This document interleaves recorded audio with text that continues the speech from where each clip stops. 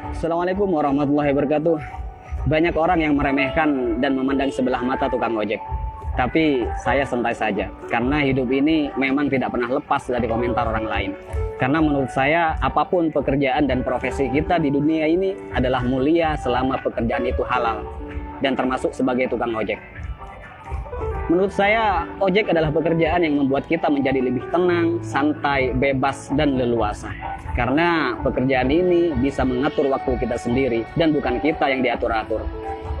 Ada yang mengatakan hidupnya kurang beruntung karena jadi tukang ojek. Justru menurut saya, jadi tukang ojek adalah keberuntungan yang luar biasa. Karena profesi ini mampu memanage waktu kita sendiri, terutama waktu untuk beribadah kepada Allah Subhanahu wa Ta'ala. Ketika menjelang waktu sholat, kita bisa mematikan aplikasi dulu untuk menjalankan kewajiban sholat tepat waktu dan bahkan berjamaah di masjid. Kalau pekerjaan yang lain, saya rasa belum tentu bisa. Tak mengapa kita dipandang hina oleh makhluk. Yang terpenting tidak hina menurut pandangan Allah Subhanahu wa Ta'ala. Intinya tak perlu mendengarkan apa kata orang selama profesi yang kita geluti tidak keluar dari yang namanya koridor syariat. Syukuri seperti apapun keadaan dan kondisi kita, dan jangan selalu membandingkan dengan hidup orang lain agar kita tidak menjadi orang yang kufur nikmat. Dan yang perlu diingat, apapun profesi kita tetap harus Allah yang dijadikan prioritas dan tujuan utama.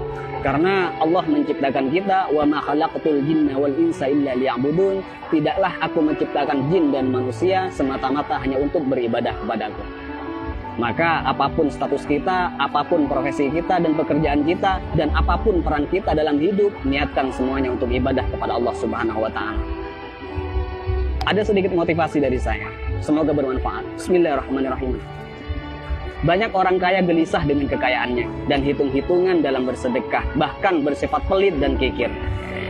Banyak artis bercerai padahal pasangannya sempurna, kaya, ganteng dan cantik. Banyak pejabat korupsi, padahal puluhan juta gaji dari jabatannya. Banyak polisi yang tak mengayomi, tapi malah memeras rakyat. Ada yang mengatasnamakan perjuangan, malah menilap dana bos. Banyak pembisnis sukses, tapi tidak jujur. Banyak yang masih bergelut dengan riba, hanya untuk gaya hidup. Ada yang menguasai banyak ilmu agama, tapi gemar bermaksiat dan tak mengamalkan ilmunya. Ada yang gemar berdakwah, tapi tak mampu mendakwahi dirinya sendiri. Ada yang suka minum khamr, narkoba, dan berzinah dengan alasan kesenangan. Ada yang sudah berkeluarga dan bahkan punya anak merasa kurang tentram, seolah jauh dari kata sakinah, mawaddah, warahmah. Ada atasan yang suka menyunat uang bawahannya. Ada seorang guru atau karyawan yang suka korupsi dan bahkan korupsi waktu. Ada yang punya proyek dan tidak jujur dengan proyeknya.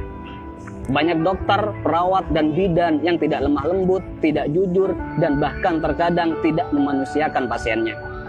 Ada yang sibuk mencari dunia sampai lupa pada Tuhannya dan lalai dalam sholatnya. Dan masih banyak lagi kasus-kasus yang tidak bisa saya sebutkan semuanya. Mari kita berpikir, kenapa mereka demikian? Karena dalam hidupnya bukan Allah yang mereka jadikan prioritas dan tujuan utama. Karena jika Allah yang mereka jadikan prioritas dan tujuan utama dalam hidupnya, maka sangat mustahil mereka berbuat demikian. Wa may yuhajir fi sabilillahi yajid fil ardi muraghaman katsiran wa sa'a. Ayo kita berhijrah. Karena ketika kita berhijrah dan lalu Allah kita jadikan prioritas dan tujuan utama dalam hidup, maka Allah akan meluaskan rezeki dan kelapangan hati untuk kita. Dan ketika hati kita sudah lapang dan luas, maka sebanyak apapun persoalan yang kita hadapi dan sebesar apapun masalah yang menimpa kita akan tetap tenang menyikapinya. Karena hati kita lebih lapang dan lebih luas dari masalah yang kita hadapi. Tapi jika dalam hidup bukan Allah yang kita jadikan tujuan utama, maka hati kita akan sempit. Jadi sebanyak apapun harta kita, setinggi apapun pangkat dan popularitas kita, semua malah tak akan henti menggelisahkan dan bahkan membingungkan.